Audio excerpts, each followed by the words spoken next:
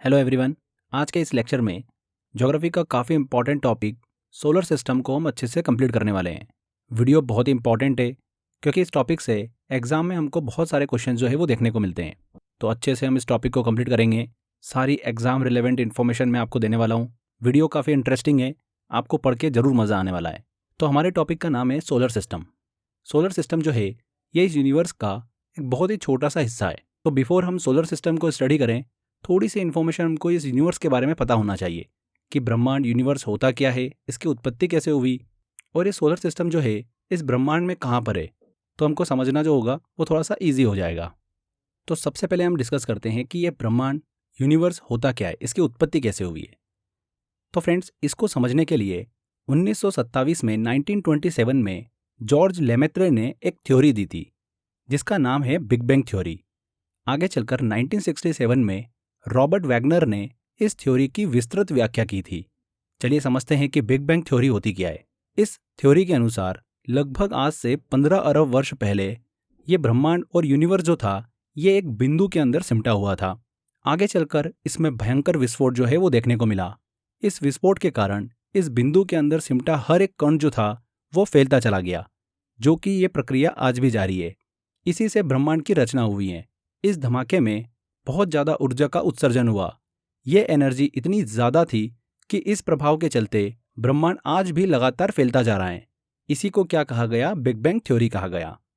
तो ये हमने आसान भाषा में समझ लिया कि बिग बैंग थ्योरी होती क्या है, जिसके कारण हमारे ब्रह्मांड की यूनिवर्स की उत्पत्ति हुई है। तो ब्रह्मांड का जन्म एक भयंकर महाविस्फोट के चलते हुआ, इसी के लिए इसे महाविस्फोट सिद्धांत या फिर बिग बैंग थ्योरी के नाम से जाना जाता है। आई होप आपको क्लियर हुआ होगा। मैंने आपको बताया कि ब्रह्मांड जो था ये पहले एक बिंदु के अंदर सिमटा हुआ था। एक विस्फोट हुआ जिससे पदार्थों का बिखराव हमको देखने को मिला, जिसके चलते इन पदार्थों के बिखराव में बहुत सारे इलेक्ट्रॉन, प्रोटॉन, न्यूट्रॉन, इन आयनों का निर्माण हुआ। इन इलेक्ट्रॉन, प्रोटॉन, न्यूट्रॉन आयनों के देखिए आपस में मिलने से एटम का निर्माण होने लगा। और जब ये एटम आपस में मिले तो इन्होंने नए एटम का निर्माण करना शुरू किया। मतलब नाभिकीय संलयन, न्यूक्लियर फ्यूजन की प्रक्रिया हमको देखने को मिली।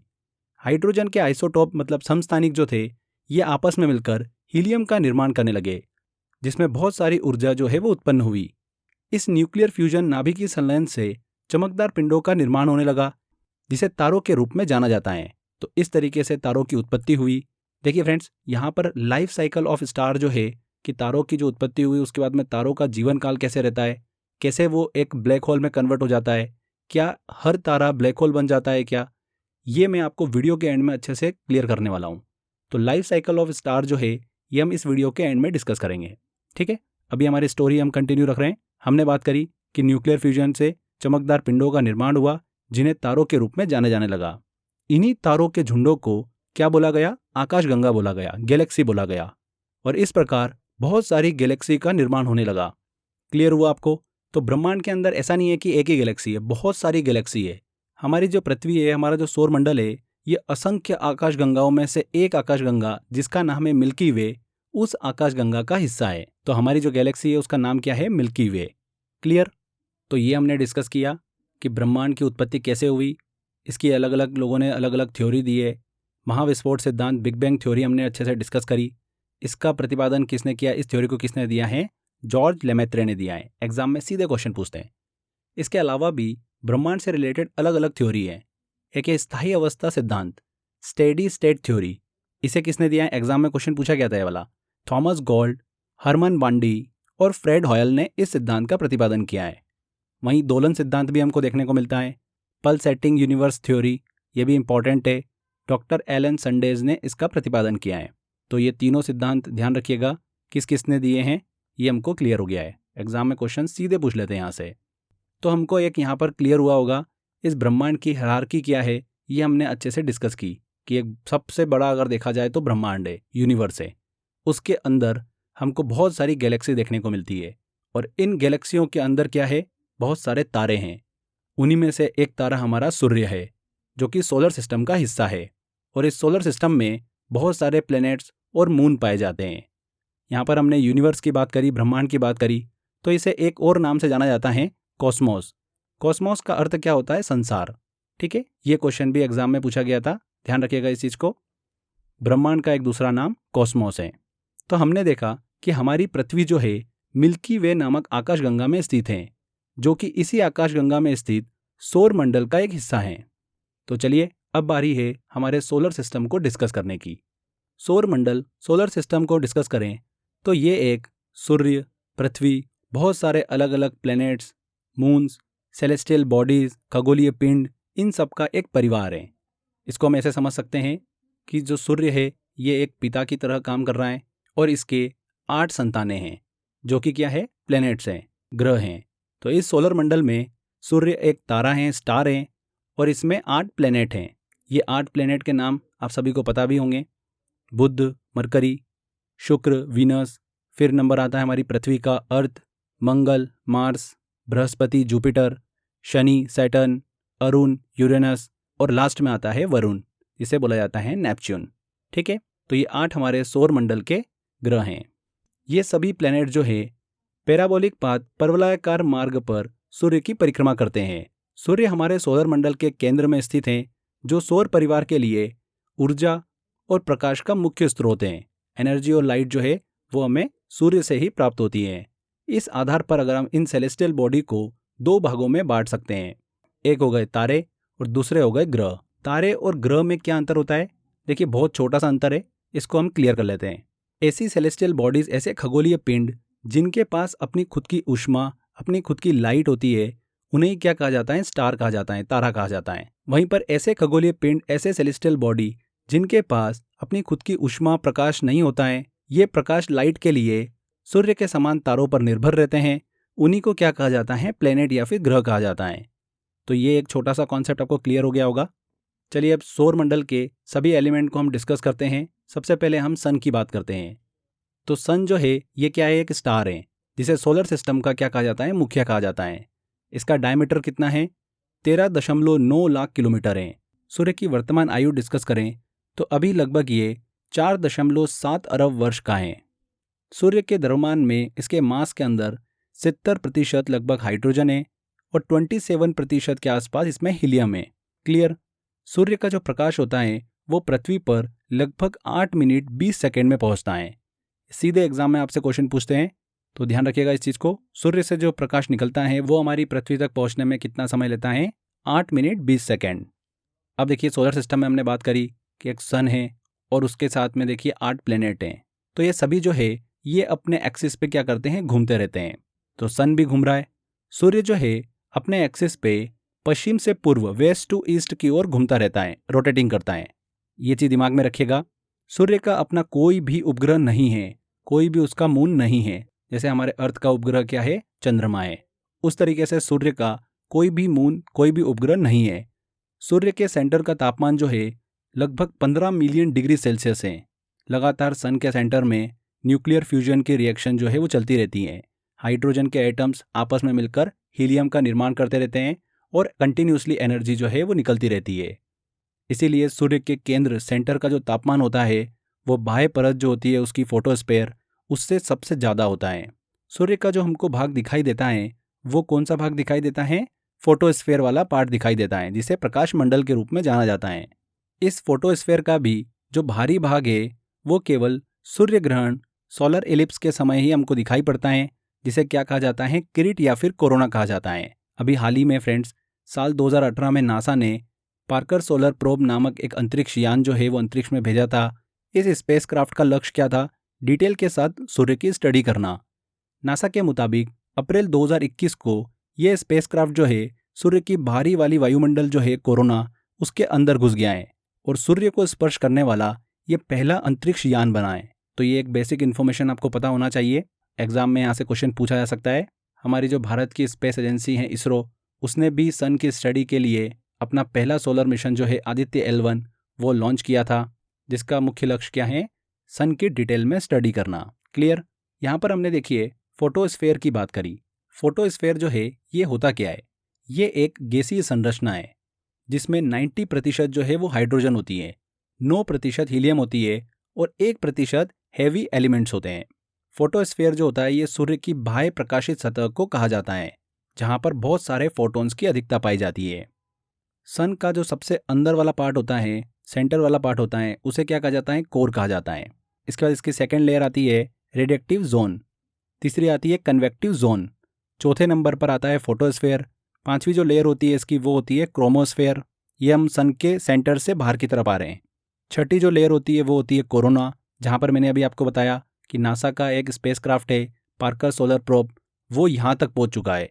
इसके बाद अभी तक कोई भी स्पेसक्राफ्ट जो है वो इसके अंदर अभी तक नहीं जा पाया है। कोरोना लेयर के बाद अगली लेयर आती है सनस्पॉट, जिसे सौर कलंक या सौर धब्बा के नाम से भी जाना जाता है। सर्वप्रथम इसकी खोज किसने करी थी, गैलीलियो ने करी थी, ये चीज़ दिमाग में रखिएगा। इसके बाद अगली जो लेयर आती है वो आती है ग्रेन्युल्स की, और लास्ट में आती है प्रोमिनियंस। तो ये सन की हमने अंदर से बाहर तक की सारी लेयर्स को डिस्कस किया है। तो इनके सीक्वेंस से भी कभी कभी एग्जाम में क्वेश्चन पूछ लेते हैं। तो यहाँ पर हमने सन से रिलेटेड सारी इन्फॉर्मेशन कंप्लीट करी। आगे अब स्टार्ट करते हैं, हम एक एक करके सभी प्लैनेट्स को डिटेल में स्टडी करते हैं। तो फ्रेंड्स, ग्रह किसे कहा जाता है? देखिए, ग्रह जो है उन्हीं आकाशीय पिंडों सेलेस्टियल बॉडीज को माना जाता है जो कि अपनी एक निश्चित ऑर्बिट में सूर्य की परिक्रमा करते रहते हैं। ग्रह जो होते हैं ये अपने एक्सिस पर घूमते रहते हैं, साथ ही साथ सूर्य के चारों तरफ चक्कर भी लगाते रहते हैं। ग्रह का अपने एक्सिस पर घूमना क्या कहलाता है, घूर्णन या फिर परिभ्रमण कहलाता है, जिसे इंग्लिश में कहा जाता है रोटेशन। वहीं पर सूर्य के चारों तरफ इनका चक्कर लगाना क्या कहलाता है, परिक्रमण कहलाता है, मतलब रिवॉल्यूशन। तो इसको लेकर कंफ्यूज मत होइएगा। क्लियर हुआ? चलिए, सबसे पहला ग्रह जो आता है जो सूर्य के सबसे पास है वो कौन सा है? मरकरी है, बुध ग्रह। यह सूर्य के सबसे निकट का ग्रह है। इसी के साथ साथ हमारे सोलर सिस्टम का ये सबसे छोटा ग्रह भी है, स्मॉलेस्ट प्लेनेट। मरकरी जो है ये सूर्य की परिक्रमा सबसे कम समय सिर्फ 88 दिन में ही पूरा कर लेता है। इसकी सूर्य की परिक्रमा करने की जो गति होती है वो सौर मंडल में अन्य ग्रहों की अपेक्षा सर्वाधिक होती है। इस ग्रह में दिन जो होते हैं वो बहुत ज़्यादा गर्म होते हैं, एक्सट्रीमली हॉट होते हैं। वहीं रातें जो होती है वो स्नोई नाइट्स होती है, बहुत ही ज़्यादा बर्फीली होती हैं।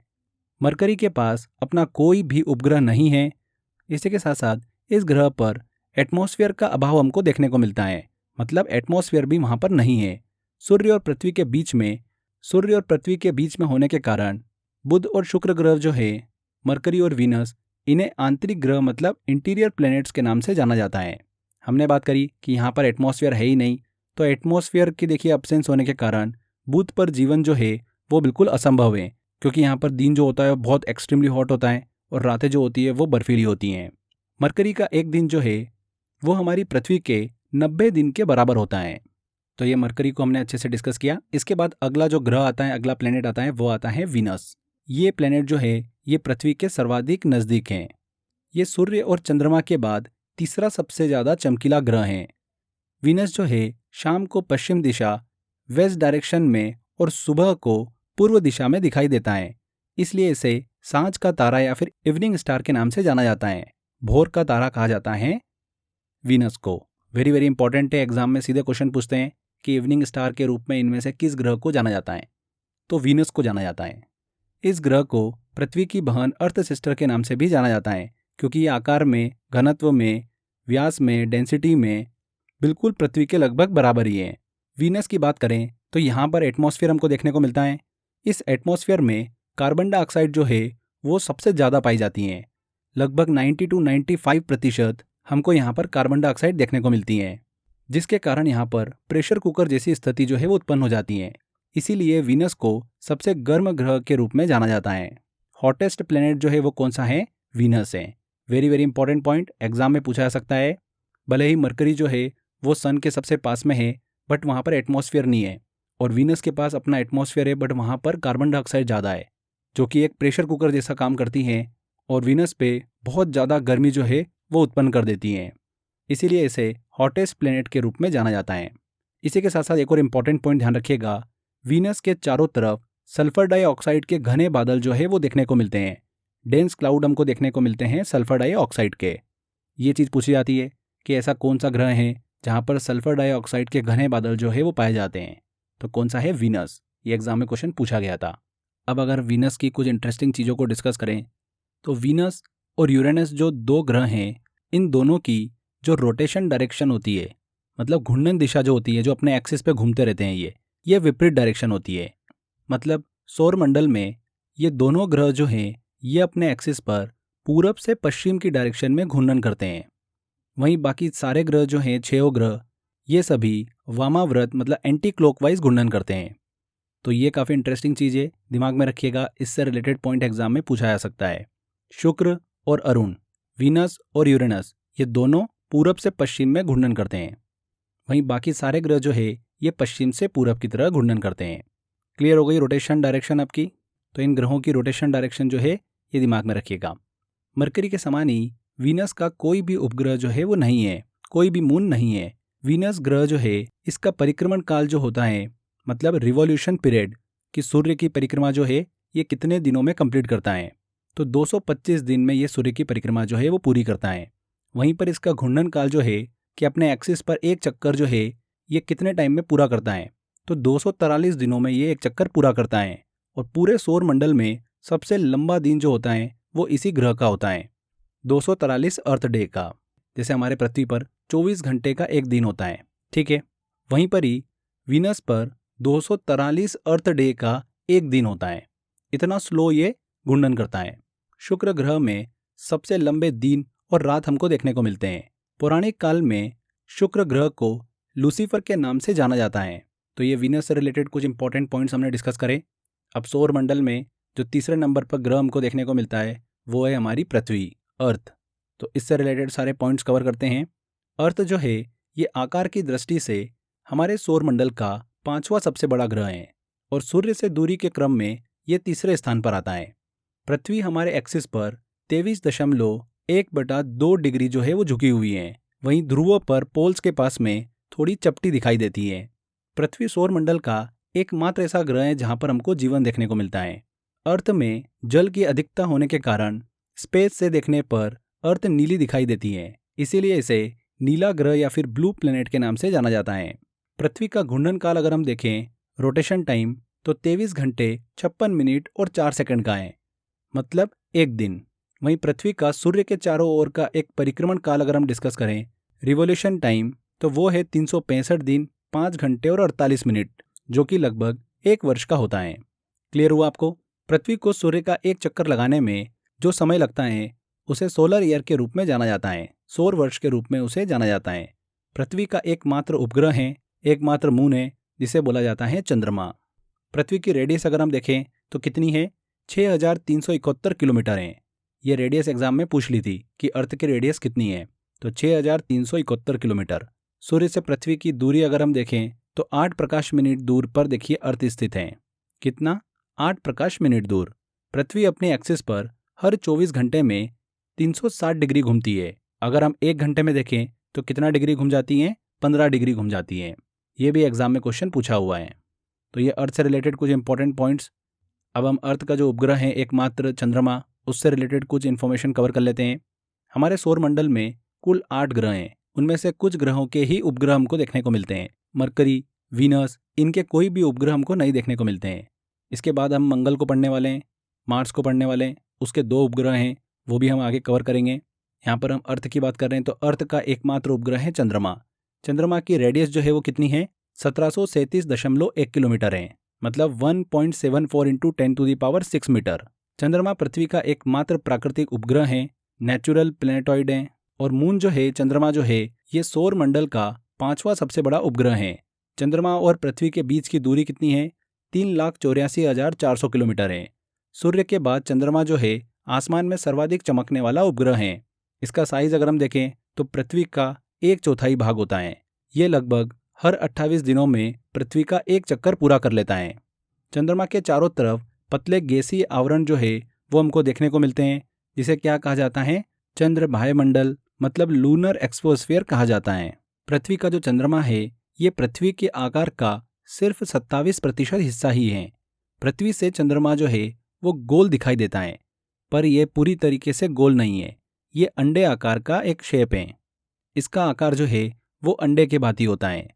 चंद्रमा का तापमान जो है दिन के समय में 180 डिग्री सेल्सियस तक चला जाता है और रात को चंद्रमा का तापमान -153 डिग्री सेल्सियस तक आ जाता है।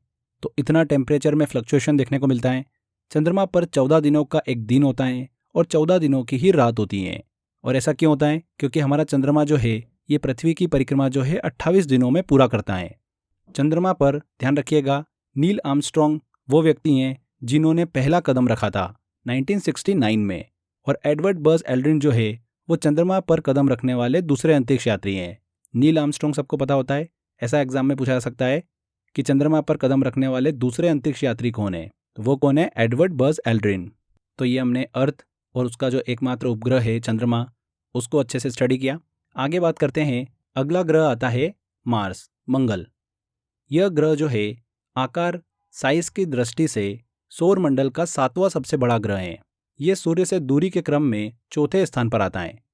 मंगल ग्रह को सूर्य की परिक्रमा करने में लगभग 687 दिनों का समय लगता है। अगर हम मार्स की मिट्टी को लेकर डिस्कस करें तो इसकी सॉइल में आयरन ऑक्साइड की अधिकता देखने को हमको मिलती है, जिसके कारण इसका रंग जो है वो लाल दिखाई देता है। इसीलिए मंगल ग्रह को लाल ग्रह, रेड प्लेनेट के नाम से भी जाना जाता है। ध्यान रखिएगा, यहाँ की मिट्टी में उपस्थित आयरन ऑक्साइड की अधिकता के कारण। ध्यान रखिएगा, मंगल ग्रह जो है वो लाल क्यों है? क्योंकि मंगल ग्रह की मिट्टी में आयरन ऑक्साइड की अधिकता पाई जाती है। मंगल ग्रह के वायुमंडल में 95% जो है वो कार्बन डाइऑक्साइड है और 5% अन्य गैसें देखने को मिलती हैं, जिसमें नाइट्रोजन, ऑर्गन, कार्बन मोनोऑक्साइड, ये सभी गैसें का मिश्रण जो है वो देखने को मिलता है। मंगल ग्रह अपने एक्सिस पर 25 डिग्री जो है वो झुका हुआ है, जिसके कारण मंगल ग्रह पर पृथ्वी के समान ही दिन और रात हमको देखने को मिलते हैं। मार्स के 2 उपग्रह हैं, 2 मून हैं। कौन कौन से? बहुत ही इंपॉर्टेंट है, फोबोस और डीमोस। डीमोस जो है ये सौर मंडल का सबसे छोटा उपग्रह है। वेरी वेरी इंपॉर्टेंट पॉइंट है। हमारे सोलर सिस्टम का सबसे बड़ा जो ज्वालामुखी है, वोल्केनो जो है ओलंपस मॉन्स, वो मंगल ग्रह पर ही स्थित हैं। इसी के साथ साथ सबसे ऊंचा पर्वत जो है निक्स ओलंपिया, वह भी मंगल ग्रह में ही स्थित हैं। ये दोनों पॉइंट दिमाग में रखिएगा। यहाँ पर हमने निक्स ओलंपिया की बात करी, तो ये ऐसा समझिए कि माउंट एवरेस्ट जो है उससे 3 गुना ऊंचा है। तो कितना ऊंचा पर्वत है ये? हमारे सोलर सिस्टम का सबसे ऊंचा पर्वत है निक्स ओलंपिया, जो कि मंगल ग्रह में स्थित है। तो ये मार्स को हमने अच्छे से डिस्कस किया। इसके बाद अगला ग्रह आता है, हमारा अगला प्लेनेट आता है बृहस्पति, जुपिटर। यह प्लेनेट जो है सौर मंडल का सबसे बड़ा ग्रह है और सबसे भारी ग्रह भी है। यह सूर्य के दूरी के क्रम में 5वें नंबर पर आता है। इस ग्रह का जो घूर्णन समय है, रोटेशन पीरियड है, अपने एक्सिस पे जो एक चक्कर लगाना होता है, वो सबसे कम है। बृहस्पति, जुपिटर जो है ये लगभग 12 वर्षों में सूर्य की परिक्रमा पूरा करता है, जबकि अपने एक्सिस पर लगभग 9 घंटे 56 मिनट में एक चक्कर पूरा कर लेता है। ऐसा क्यों होता है? क्योंकि इसका गुरुत्वाकर्षण बल जो है वो बहुत ज़्यादा है। ध्यान रखिएगा, सोलर सिस्टम में सबसे छोटा दिन इसी ग्रह पर हमको देखने को मिलता है, लगभग 10 घंटे का। क्लियर हुआ आपको? हमने डिस्कस किया था जो वीनस है वो अपने एक्सिस पर एक चक्कर लगाने में सबसे ज़्यादा समय लेता है, तो सबसे लंबा दिन और सबसे लंबी रात हमको वहाँ पर देखने को मिलती है, वीनस पर। और सबसे छोटा दिन जो है वो हमको कहाँ पर देखने को मिलता है? बृहस्पति पर देखने को मिलता है, लगभग 10 घंटे का। बृहस्पति ग्रह के कुल 95 उपग्रह हैं, 95 मून हैं। इसमें से सबसे ज़्यादा उपग्रह जो है वो बहुत ही छोटे आकार के हैं। देखिए फ्रेंड्स, बृहस्पति मतलब जुपिटर और सैटर्न, इन दोनों के उपग्रह जो है वो लगातार देखिए उनकी खोज जारी है और समय समय में इनके उपग्रह जो है नए नए मिलते रहते हैं, तो इनकी संख्या जो है वो परिवर्तित होती रहती है। तो इन उपग्रहों की जो संख्या है वो परिवर्तित होती रहती है, तो आप इनको अपडेटेड रखिएगा। जैसा कि अभी हमने डिस्कस किया कि जुपिटर के कुल 95 उपग्रह हैं, 95 मून हैं। कौन कौन से इंपॉर्टेंट है इसमें से? गैनीमीड, कैलिस्टो, लो, यूरोपा, ये इसके इंपॉर्टेंट उपग्रह हैं। इनमें से सबसे बड़ा उपग्रह जो है वो कौन सा है? गैनीमीड है।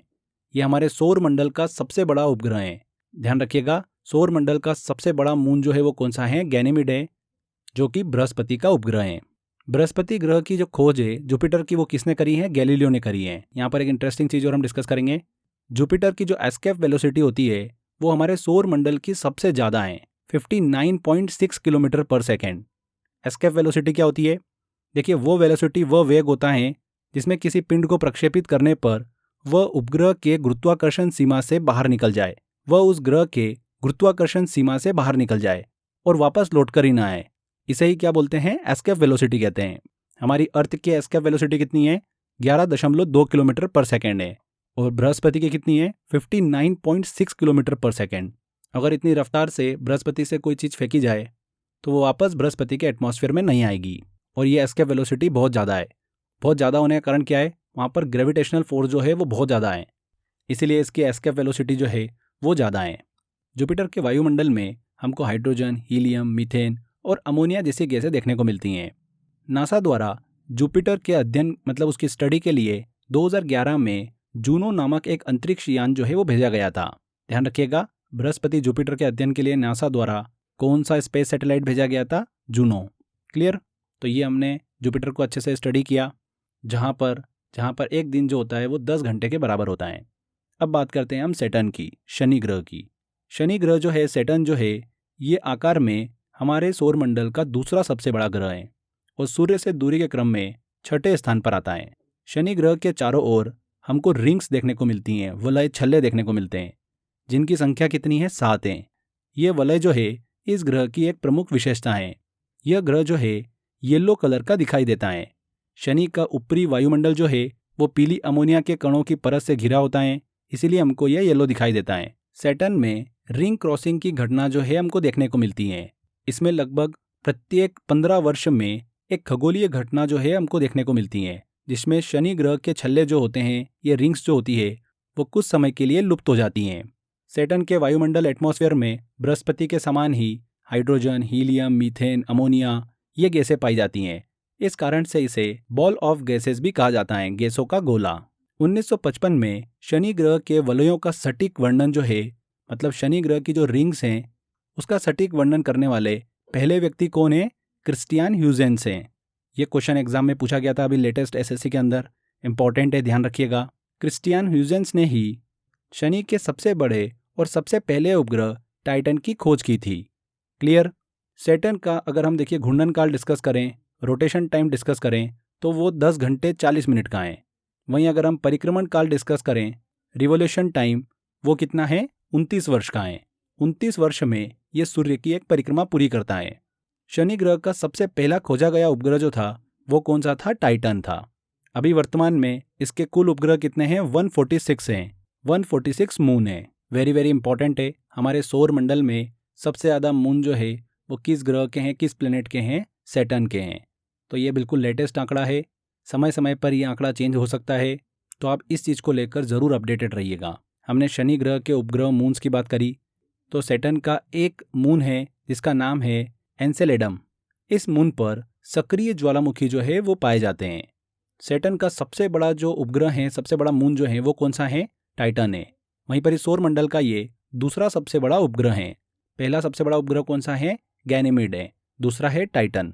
सैटर्न का एक और उपग्रह है, एक मून और है फोबे। ये सैटर्न के अन्य उपग्रहों की तुलना में विपरीत दिशा में सैटर्न की परिक्रमा करता है, तो इसलिए ये भी इंपॉर्टेंट हो जाता है। इस चीज़ को भी ध्यान रखिएगा, फोबे। क्लियर? तो ये सैटर्न को हमने अच्छे से पढ़ा। आगे अब बात करते हैं, अगला ग्रह आता है हमारा यूरेनस, जिसे बोला जाता है अरुण। यह ग्रह जो है साइज में तीसरा सबसे बड़ा ग्रह है और सूर्य से दूरी के क्रम में 7वें नंबर पर आता है। इस ग्रह की खोज किसने करी थी? सर विलियम हर्शेल ने की थी। ये जो प्लेनेट है ये सूर्य की परिक्रमा करने में 84 वर्ष लगाता है और इस ग्रह के अभी तक ज्ञात अगर हम उपग्रह देखें, मून देखें, तो वो कितने हैं? 27 हैं। यहाँ पर इस ग्रह पर मीथेन गैस की अधिकता हमको देखने को मिलती है। इस वजह से ये नीले हरे रंग का दिखाई देता है। यूरेनस जो है ये अपने एक्सिस पर बहुत अधिक झुका हुआ है, इसी वजह से इसे लेटा हुआ ग्रह या लेइंग प्लेनेट भी कहा जाता है। इस ग्रह में हमको एक विचित्र घटना देखने को मिलती है। यहाँ पर जो सूर्योदय होता है वो होता है पश्चिम से, और सूर्यास्त जो होता है वो कहाँ पर होता है? पूरब में होता है। ये ग्रह जो है अपने अक्ष पर पूरब से पश्चिम की दिशा में घूमता है, इसीलिए हमको ये घटना देखने को मिलती है। यूरेनस में भी देखिए फ्रेंड्स, शनि मतलब सैटर्न की तरह ही हमको रिंग्स देखने को मिलती हैं। यूरेनस में हमको 5 रिंग देखने को मिलती हैं, अल्फा, बीटा, गामा, डेल्टा और इप्सिलॉन। ये 5 हमको रिंग देखने को मिलती हैं। यूरेनस सौर मंडल का दूसरा सबसे ठंडा ग्रह है। यहाँ पर अभी तक ज्ञात जो टेम्परेचर हैं वो कितना है? -224 डिग्री सेल्सियस हैं।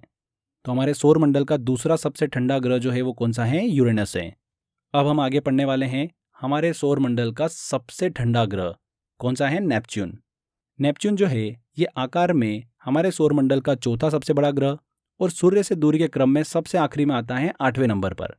इस ग्रह को सूर्य की परिक्रमा करने में सबसे ज़्यादा समय लगता है, 165 साल का। 1846 ईस्वी में ली वेरियर के पैरामीटर्स के आधार पर जॉन गाले ने इस ग्रह की खोज की है। ये सूर्य से दूर होने के कारण सबसे ठंडा ग्रह है। इसे एयर प्लेनेट के नाम से भी जाना जाता है, वायुवीय ग्रह के नाम से जाना जाता है। ये ग्रह जो है हरे नीले रंग का दिखाई देता है। और इस ग्रह के अभी तक ज्ञात उपग्रहों की बात करें तो वो कितने हैं? 14 हैं।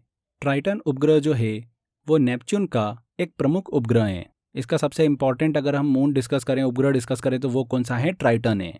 आगे देखिए फ्रेंड्स, अब हम वो पॉइंट डिस्कस करेंगे जो एग्जाम में पूछा ही जाता है। नेपच्यून की जो कक्षा है, क्लास है, उससे बहुत आगे तक बर्फीले पिंडों का एक डोनेट के आकार का क्षेत्र है, जिसे क्या कहा जाता है? कुइपर बेल्ट कहा जाता है या फिर काइपर घेरा, जो कि अधिकांशतः बोने ग्रह और धूमकेतुओं का घर माना जाता है। तो कुइपर बेल्ट जो है ये दिमाग में रखिएगा, नेपच्यून की कक्षा से बहुत आगे तक बर्फीले पिंडों का एक डोनेट आकार का क्षेत्र है। ठीक है फ्रेंड्स, वेरी वेरी इंपॉर्टेंट। यहाँ से एसएससी के अंदर बहुत बार क्वेश्चंस पूछा जाता है। यहाँ पर नेपच्यून प्लेनेट को हमने अच्छे से डिस्कस किया।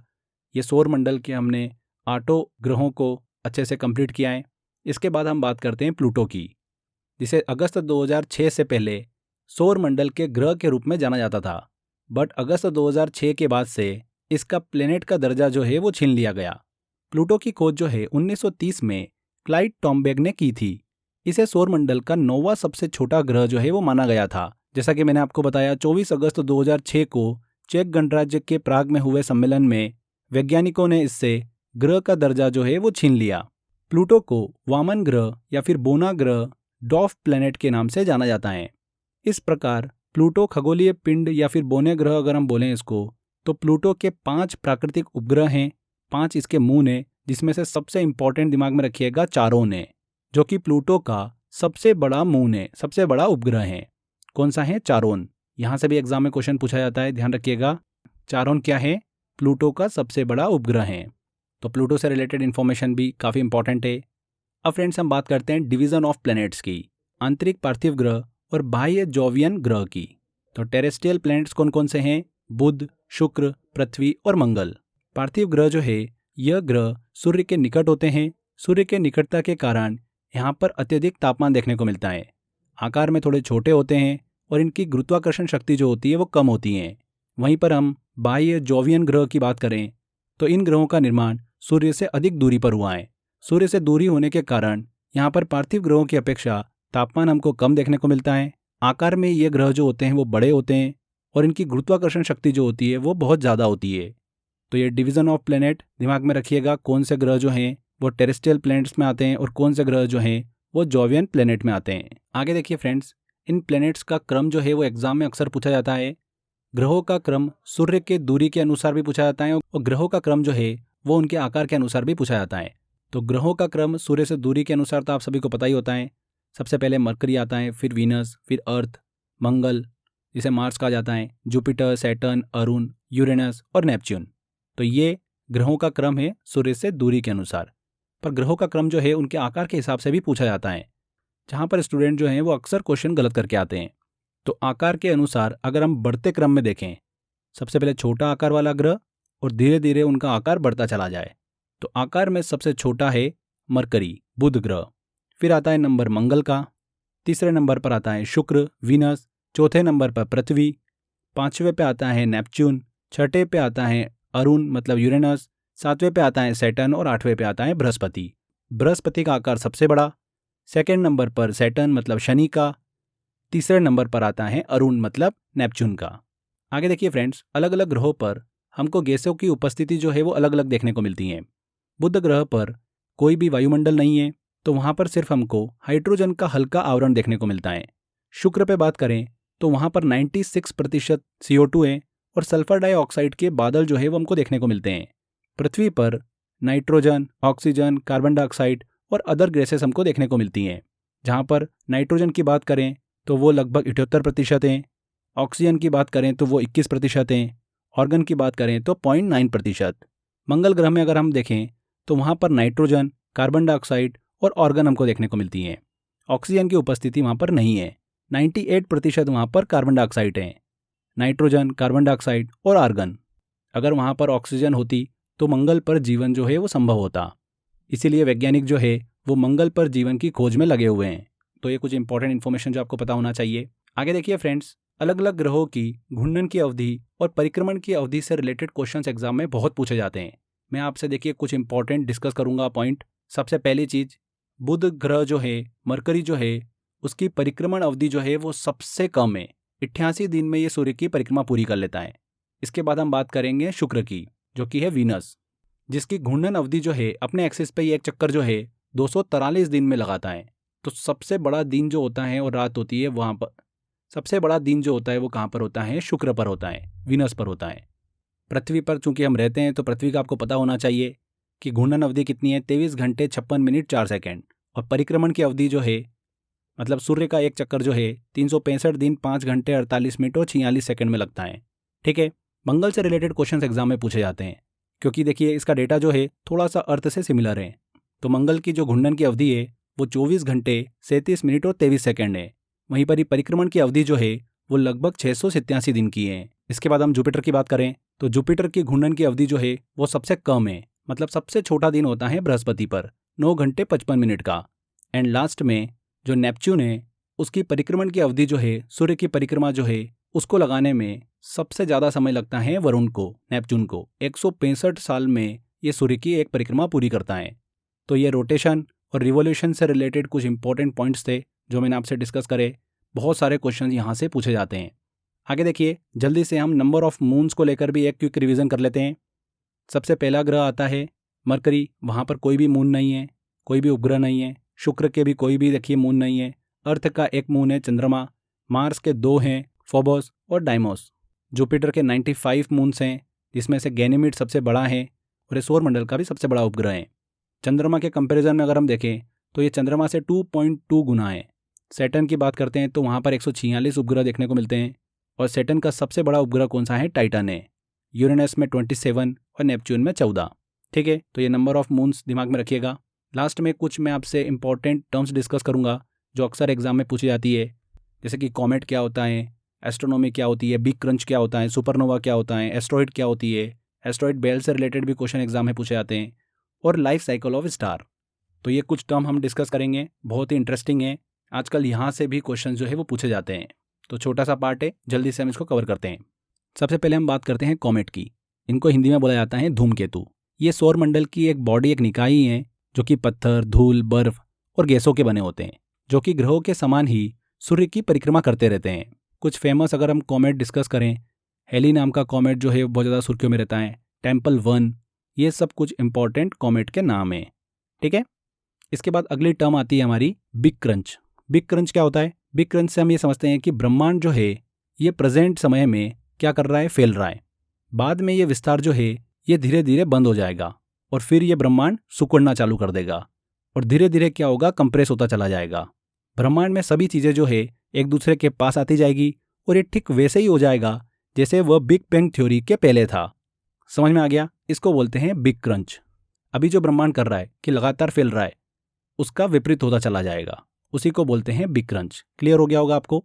इसके बाद अगली टर्म आती है एस्ट्रोनॉमी। ये तो सभी को बताइए, खगोल विज्ञान। ये एक प्रकार का विज्ञान साइंस है जिसमें हम आकाशगंगा, मिल्की वे, तारों, प्लैनेट्स, सेलेस्टियल बॉडीज, इन सब के बारे में स्टडी करते हैं। क्लियर? अगली टर्म आती है सुपरनोवा। सुपरनोवा को हम लाइफ साइकिल ऑफ स्टार में भी पढ़ेंगे, बट हम अलग से भी इसको क्लियर कर लेते हैं। यूनिवर्स में तारों के भयंकर विस्फोट को ही क्या कहा जाता है? सुपरनोवा कहा जाता है।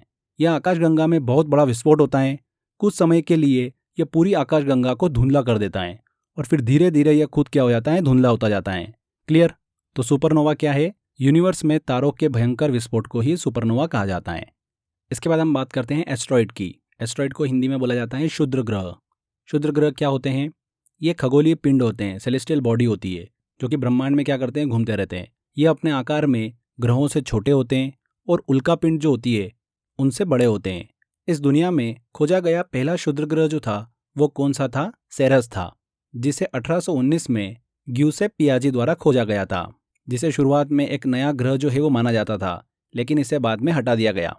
इसके बाद हम देखिए आगे एस्ट्रॉइड बेल्ट को लेकर डिस्कस करते हैं। यहाँ से एग्जाम में क्वेश्चन पूछा जाता है। एस्ट्रॉइड बेल्ट जो है ये अंतरिक्ष में एक ऐसा क्षेत्र है, एक ऐसा एरिया होता है जहाँ पर सोलर सिस्टम में बिखरे हुए बहुत सारे शुद्ध ग्रह एस्ट्रॉइड जो है वो पाए जाते हैं।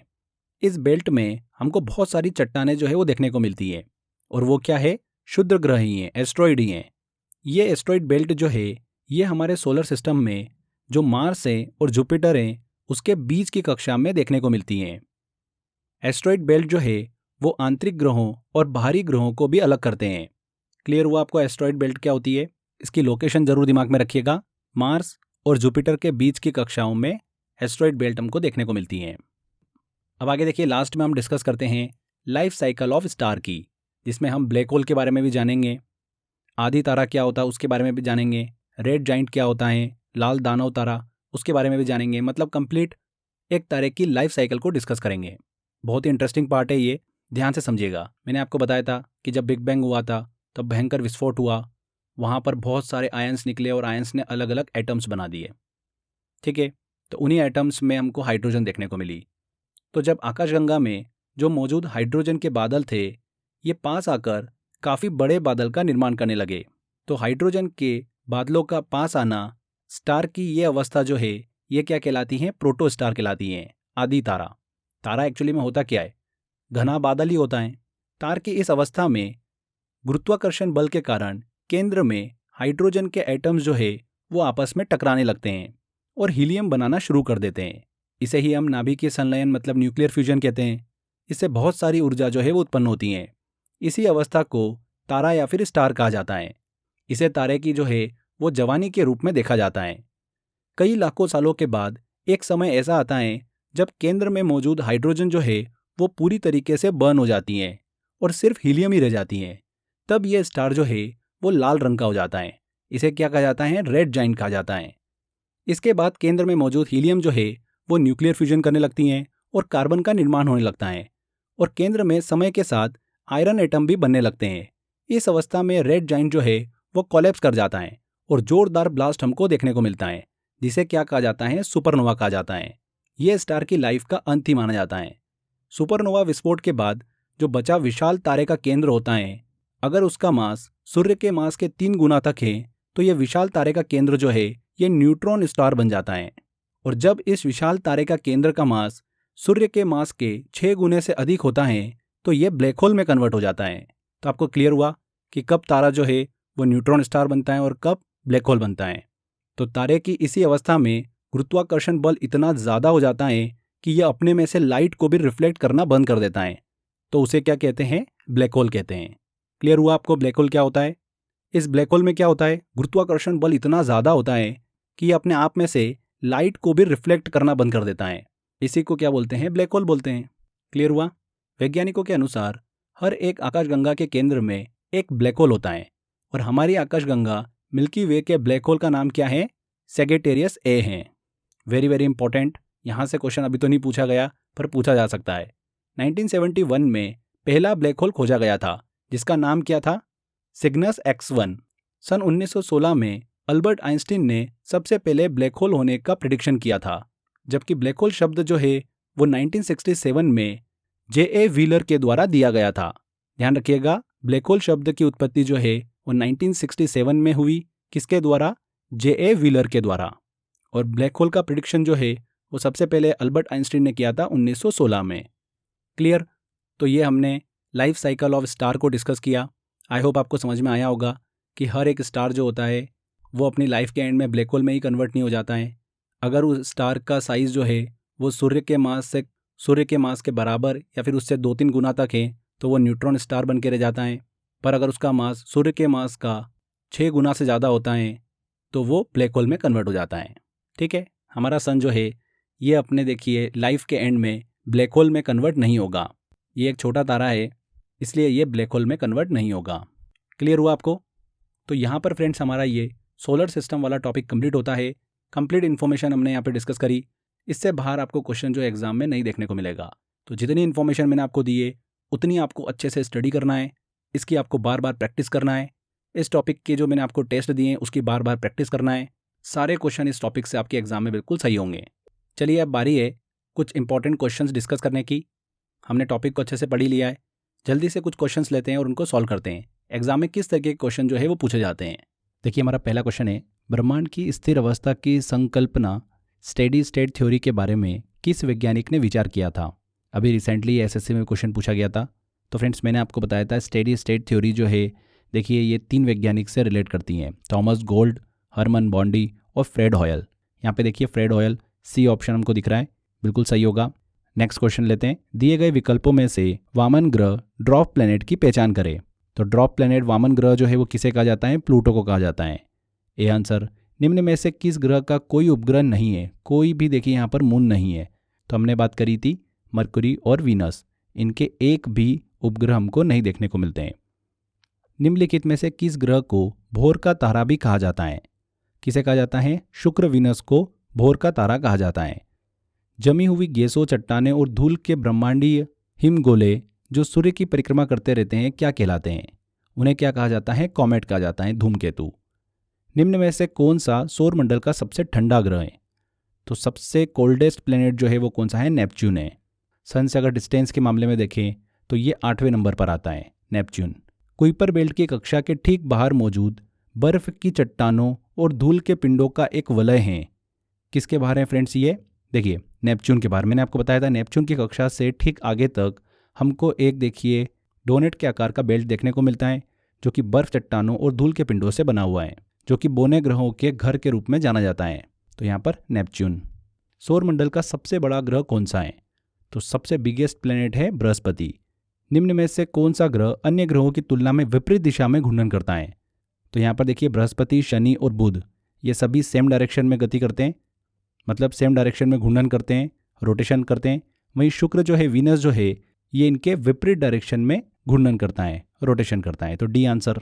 निम्न में से किस ग्रह की परिक्रमण अवधि, रिवोल्यूशन टाइम जो है, मतलब सन का एक चक्कर लगाना, वो सबसे कम है?